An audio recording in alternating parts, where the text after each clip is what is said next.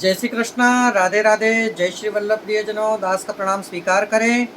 तो आज के शुभ दिन की आप सभी को खूब खूब मंगलमय बधाई और शुभकामना। आज अपरा एकादशी है जो ज्येष्ठ के महीने में कृष्ण पक्ष में आती है। तो इस एकादशी को करने से क्या फल की प्राप्ति होती है और किन किन पापों से छुटकारा मिलता है, आज आप और हम यही जानेंगे। क्योंकि इस सृष्टि के अंदर ऐसा कोई भी मनुष्य नहीं है जो अपराध मुक्त हो या जिसने एक भी अपराध ना किया हो। अपराधों से मुक्ति पाने के लिए ही ये अपरा एकादशी है। समझ रहे होंगे आप कि अपराधों से मुक्त होने के लिए कोई उपाय है तो क्या, तो वह है ये अपरा एकादशी। तब छोटी सी कथा है, ध्यान पूर्वक और बड़े गौर से सुनिएगा। एक बार युधिष्ठिर ने भगवान श्री कृष्ण से विनय पूर्वक निवेदन किया कि प्रभु कृपया कर यह बताइए कि ज्येष्ठ मास के कृष्ण पक्ष की एकादशी का नाम क्या है और इसे करने से क्या फल की प्राप्ति होती है। कृपया कर मुझे यह बताकर कृतार्थ करें।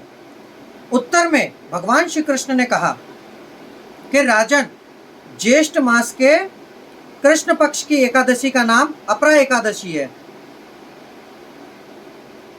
इसका व्रत करने से बहुत पुण्य प्राप्त होता है और बड़े बड़े पापों का नाश हो जाता है।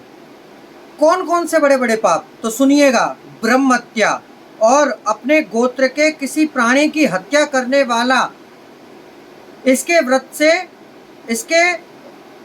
से पापों से छुटकारा प्राप्त कर लेता है।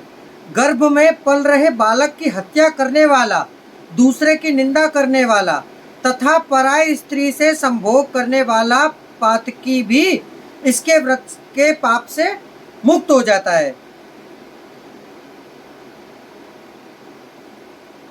जो झूठी गवाही देता है, नाप तोल में गड़बड़ी करता है, बिना ज्ञान के ही नक्षत्र की गणना करके अपने ज्योतिषी होने का ढोंग रचता है तथा झूठ मूठ के ज्ञान से आयुर्वेद का ज्ञाता बन जाता है, ये सब नरक में जाते हैं। पर अपरा एकादशी का व्रत कर लेने पर इनके ये पाप भी छूट जाते हैं और नरक भोगने से बच जाते हैं। जो पुण्य मकर राशि में सूर्य के स्थित होने पर माघ महीने में प्रयाग में स्नान करने से जो फल प्राप्त होता है तथा काशी में शिवरात्रि का फल करने से जो फल प्राप्त होता है, या गया में पिंडदान करके पितरों को तृप्ति करने से जो फल प्राप्त होता है, वह फल सिर्फ इस अपरा एकादशी का व्रत कर लेने से ही प्राप्त हो जाता है। अपरा एकादशी को उपवास करके वामन भगवान की पूजा करने से मनुष्य सभी पापों से छुटकारा प्राप्त करके अंत में विष्णु लोक को जाता है और जन्म मरण के बंधन से मुक्त हो जाता है। इस एकादशी के महात्मा को पढ़ने और सुनने वाला उस पुण्य फल को प्राप्त कर लेता है जो 1000 गौवों को दान करने से मिलता है। अब इस एकादशी में क्या लेना चाहिए, तो अपरा एकादशी के व्रत में भगवान विष्णु का पूजन करना चाहिए और आहार में ककड़ी लेनी चाहिए। ककड़ी यानी कि जिसे आप और हम खीरा कहते हैं, गुजरात में ककड़ी कहते हैं। प्रियजनों, ये थी अपरा एकादशी की कथा आपको कैसी लगी आप हमें कमेंट बॉक्स में बता सकते हैं। और हम आपसे निवेदन करना चाहेंगे कि इस एकादशी को आप अवश्य रहिए।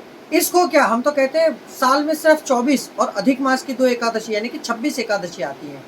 तो दास आपसे निवेदन करेगा कि 26 एकादशी तो आप रहिए ही। अपने साथ आपको गोलोक में ले जाने की जवाबदारी हमारी, ठीक है, पक्का वचन है हमारा आपसे। तो अब दास को आज्ञा दीजिए, कल पुनः मुलाकात होगी नई कथा के साथ। जय श्री कृष्णा, राधे राधे, जय श्री वल्लभ।